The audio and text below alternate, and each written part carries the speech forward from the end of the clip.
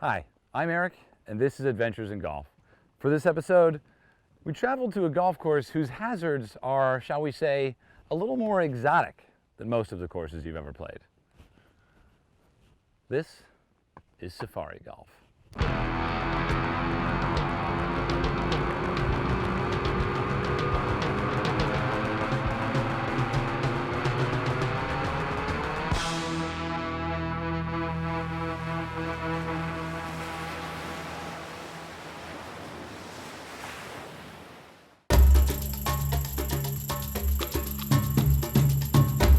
Okay, after getting in very late last night, we're ready for our first looks at Merensky Resort and Spa.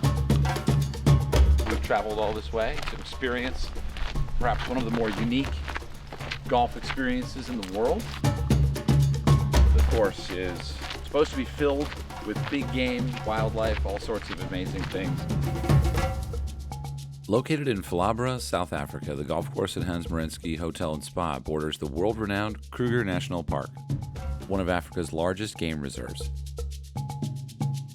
Years ago, the course and surrounding area were part of the park, and while there is a barrier between them now, the course is still home to a variety of wildlife. It is Africa, after all. We've got giraffe here, impala, warthog. We've got leopard at night. We've got hippos and crocodiles. I think this is the only golf course that's got this amount of animals on it. What is the most dangerous animal, other than human? Leopard? No, leopard, hippo. Leopard. Yeah. Top shelf. Lion. But giraffes are cute. Giraffes is cute, but they can kick as well. They You know, can so kick. yeah. You don't get a lot of golf courses where you can have this experience with all the animals around you. That's not a typical problem for a greenskeeper at a golf course. No. The most interesting thing is to level all the hoof marks every morning on the greens. The impala has got a very sharp hoof. They make quite a lot of dent marks on the greens, so yeah, that is a challenge.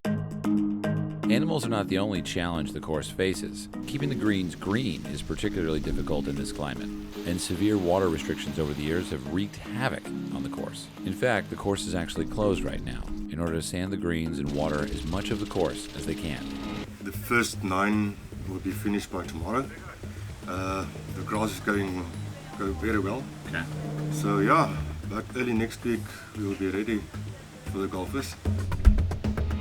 Open or closed, it doesn't seem to matter much to the locals who have a day off from working in one of the 2 mines that the town relies on. I'm on the mine, Phosphate mine, the phosphate mine. Does everybody in town basically work at the mine? Majority, yes. It's predominantly locals at the moment. There used to be a lot of visitors, and hopefully with the course getting better, we'll start getting visitors coming back. The course is picking up beautifully. About 3-4 years ago, it wasn't very much up to standard. But I can assure you a lot of work the last 2 years I've put into the course. It's coming on very, very nicely. I think every one of us here would like to see it going back to where it was. So because it was a pristine golf course. All right, so while they make some additions to the pro shop and the clubhouse area, we're gonna go inside the pro shop because that's one of my favorite things to do when traveling. Seeing kind of what merch they have and, need to get a scorecard. Totally normal golf experience. Hi, how are you? Fine, thanks. Very good. I just need a scorecard, really. Golf in the wild. I tell you what, if I saw someone with this shirt, I would know one thing for certain, that they are as crazy as me. No practicing on the golf course. No golf carts within 5 meters of the green. Don't see anything unusual at this point. Oh, here we go. Warthog damage. Damage caused by Damage caused by warthogs is deemed to be damage by burrowing animals, Rule 25.1b. So, if you remember Caddyshack, they're basically talking about gophers. I would care much less about score if these were present on the green. That's a hazard that I have yet to encounter. All right, making our way to the first tee. Kindly note that no one at all is allowed on the course after dusk. The reason why is personal safety. This course, unlike any other in the world or any other that I've ever been on, it's not dangerous per se, but it is a thing to consider when you're in the kingdom of animals. So we're gonna get on the cart, and we're gonna find the first tee. It's very old school type of course. It's relatively short, but that doesn't mean it's easy to play on. It was designed by Bob Grimsdale. He's a legend when it comes to bushveld designs. Bushveld means like the bush, or what does that mean typically? It's basically the outside natural environment. This is the tee box. Looks like we've got a blind first fairway, which in this case means that there could be a stampede of warthogs. Anything's possible.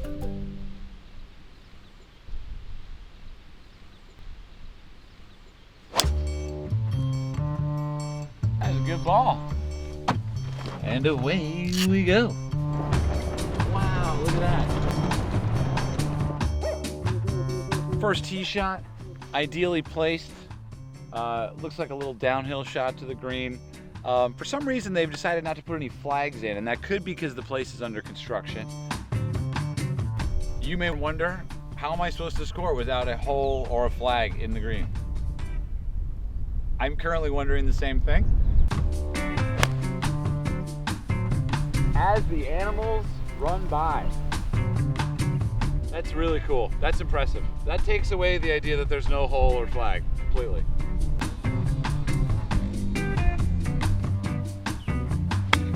This golf course is basically a blank canvas. There is no way to score, so I'm going to par every hole. I'm going to leave with a 71, maybe a 70, it depends. May make a little birdie here, I don't know, we'll see. One of the real things about being in the wild is you want to make sure that your golf cart has air in the tires. This one's totally flat. So if we were trying to, for example, escape the sharp teeth of a crocodile or the big feet of an elephant, this golf cart might render us totally helpless. But in some ways, that's kind of what makes this game so fun. Imminent danger around every turn. So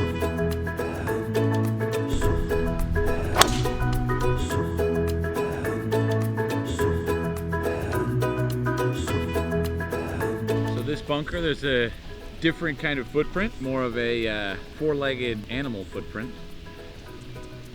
And apparently leopards sleep in the bunkers at night. I don't see any leopard, well, I'm not a tracker, so I actually don't know. Lo and behold, I have found a golf hole. It's right over there. I'm gonna go get my putter and we're gonna try to make birdie.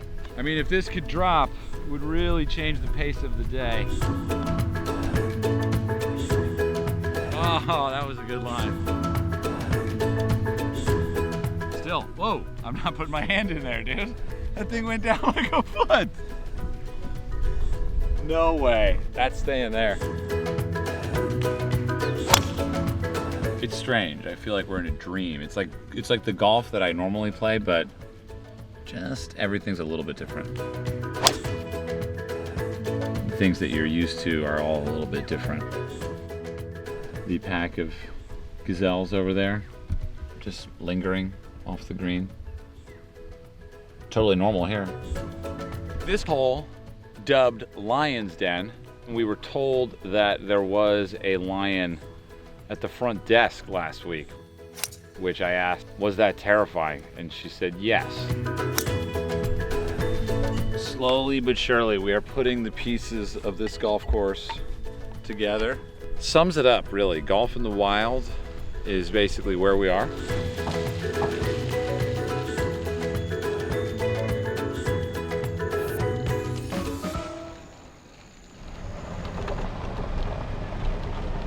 We are now trying to hustle back because the last place you want to be at dusk is sort of on the golf course. So, of course, we find ourselves in that position.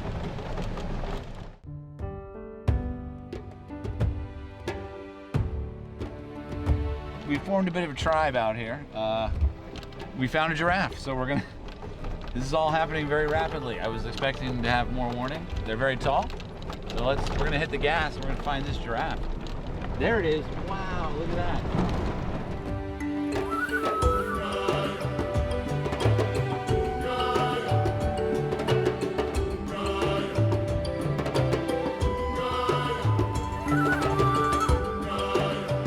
They're cute, man. It's like a cartoon animal. And they're just hanging out on the golf course. They're beautiful. There is a real situation here where it's getting dark.